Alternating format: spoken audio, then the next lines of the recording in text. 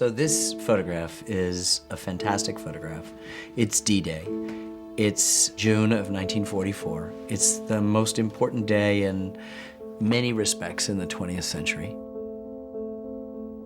This is the Allied invasion of the mainland of Europe. The success of this day will ensure the success of the Allied struggle. These are people going in the face of withering fire. And so as you look at a photograph like this, I begin to hear the bullets pinging off the side of the LSTs, pinging off a helmet, splattering in the water. That's what's happening. The odds of one of these 7 helmets that are intimately in our foreground are going to make it through this morning are real slim. And that moves me. This matters. This photograph matters. And if you don't know that we enjoy so many things today that are a luxury of what these young men did, this is why we need our history.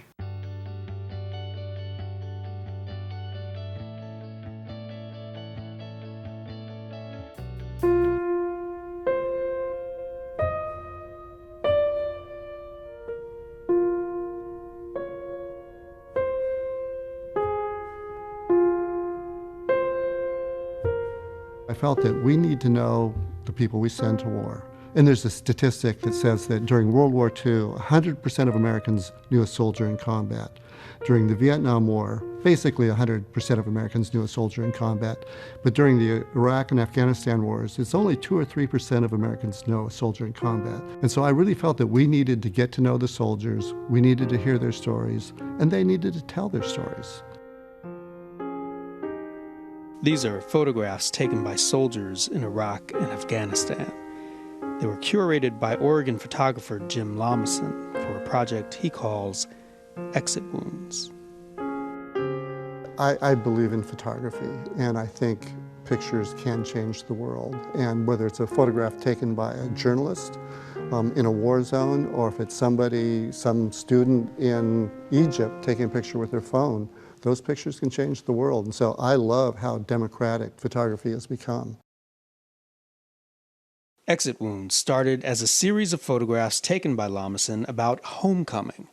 But the veterans kept talking about their lives at war, so Jim collected their photographs and added them to his. Every time I get into a situation, I want the situation to dictate to me what I should do. And I think that relates to some of the things that, the minor white disciples were hearing from minor white. Listen to the subject, look at the subject, and pay attention, and don't go in with preconceived notions, because those are deal killers almost every time. He's a photographer who puts himself in the background when he needs to, and whose skills allow him to bring the issue to the foreground, but he doesn't foreground himself. A veteran of the interim group and an artist in Blue Sky's very first show, Jim Lommasson listens with his eyes as well as his ears. For decades, he's turned artful listening into pictures that help us see with a new perspective. This is one of the very first pictures he took when he was only about 8 years old. And I'm not sure why, but I thought that rather than just take a picture of my family on the beach, I should go out in the water and maybe take it from a fish's eye view. Since then, he's earned shows and awards with witty pictures of religious icons in the aftermath of Hurricane Katrina, pictures of different generations of paintings fading into each other at the Oaks Park Carousel. And Lommasson won the prestigious Dorothea Lange Paul Taylor Prize for Shadow Boxers, a book of photos celebrating the role of the gym in America's inner cities. These days, Jim is trying something new with his photography. What we carried, Fragments from the Cradle of Civilization, is a project about leaving one's homeland. When I first started working on the Exit Wounds project, I thought I probably should hear from an Iraqi person. And I'd been interviewing the soldiers, but I thought an Iraqi person could give me some information that would help the project. Jim met Dr. Bahir Bhuti, an Iraqi refugee here in Portland. I was an activist, being a psychiatrist, a professional, And I wrote articles in newspapers. You know, people wanted peace, wanted democracy. We were going against militias, we were going against terrorists. My name came in a list of people to be assassinated. That was at 2006, and then that's when I decided that it's not a game anymore. I should leave. Baher gave Jim a window into an entire community of Iraqi refugees who landed here in Oregon, and Jim's eyes began to listen. I thought I would photograph the people in their apartments or houses, and that didn't tell the story.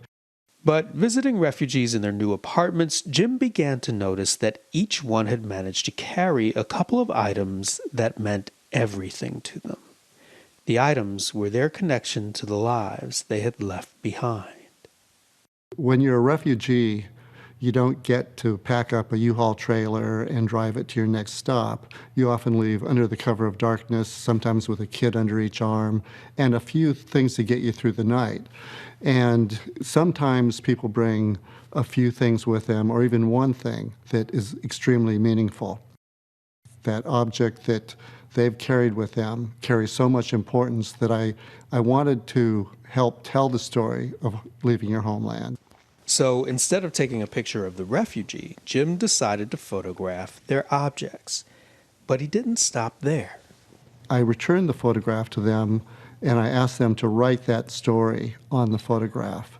The people who, on this project, who collaborated with him, sort of took some of those pieces to the next level. Some simply labeled the item. But most of the refugees responded to Jim's photo and the generous space around it by filling that space. Artists such as Samir Khurshid told stories about their objects in elaborate drawings. They gave Jim jewelry, teen bracelets, letters, passports, Arab to English translators, a Quran. An 11-year-old girl gave Jim her Barbies. Most of all, they gave him photos. That was my honeymoon. I like it because it was the first time for us after getting married, you know, a honeymoon to go and have this kind of free time on the lake together. It was nice. The photo keeps the moment. You can photo everything, so you take the very closest to your heart and mind. Dr. Booty gave Jim another family photo. Here he notes where each family member ended up.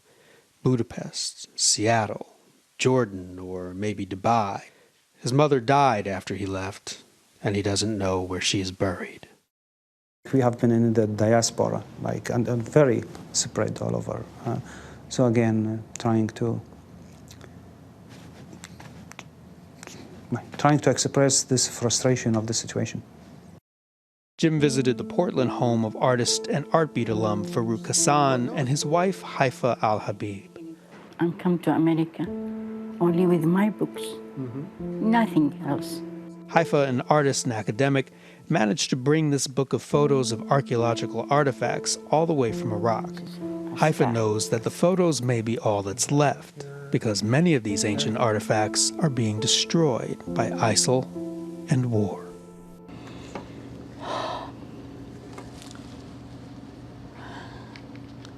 I feel sad.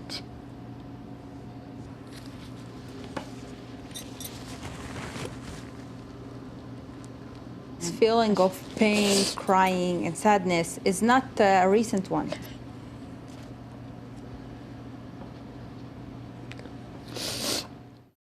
It's kind of very painful. Losing history is not easy because it was there someday. It will never be there anymore.